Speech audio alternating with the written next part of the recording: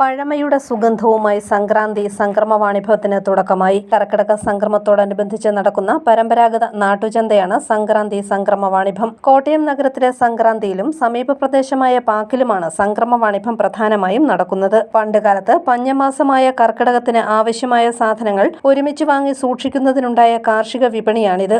സംക്രാന്തി വിളക്കമ്പലത്തിൽ നടക്കുന്ന സംക്രമ ഉത്സവത്തിന്റെ ഭാഗമായി വഴിയോര മേളയായാണ് സംക്രമ വാണിഭം സംഘടിപ്പിക്കുന്നത്. കുമാരനെല്ലൂർ ഊരാൺമ ദേവസ്വത്തിന്റെയും സാമൂഹിക സാംസ്കാരിക സംഘടനകളുടെയും സഹകരണത്തോടെ കോട്ടയം നഗരസഭയുടെ നേതൃത്വത്തിലാണ് സംക്രാന്തിയിലെ വാണിഭം. കാർഷിക പണിയായുധങ്ങൾ മുതൽ വീട്ടിലേക്ക് ആവശ്യമായ സാധന സാമഗ്രികൾ, ഫർണിച്ചറുകൾ, ഇരുമ്പു സാധനങ്ങൾ, മൺചട്ടികൾ തുടങ്ങി ഒട്ടേറെ ഇനങ്ങൾ ഇവിടെ ലഭിക്കും.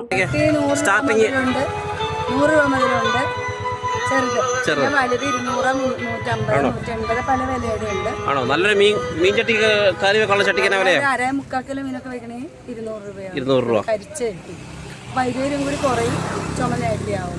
വാങ്ങുന്നവർ വാങ്ങുന്നുണ്ട്. ഇപ്പോൾ ഒത്തിരി ആൾക്കാർ മൺചട്ടിയിലേക്ക് വന്നിട്ടുണ്ട്. ഈ ക്യാൻസർ പോലുള്ള അസുഖങ്ങളുടെ ആ ഒരു ഇതുകൊണ്ട് അലുമിനിയം നോൺ സ്റ്റിക്കൊക്കെ കുറച്ചുകൊണ്ട് മൺപാത്രത്തിലേക്ക് ഒരുപാട് ആൾക്കാർ വന്നിട്ടുണ്ട്.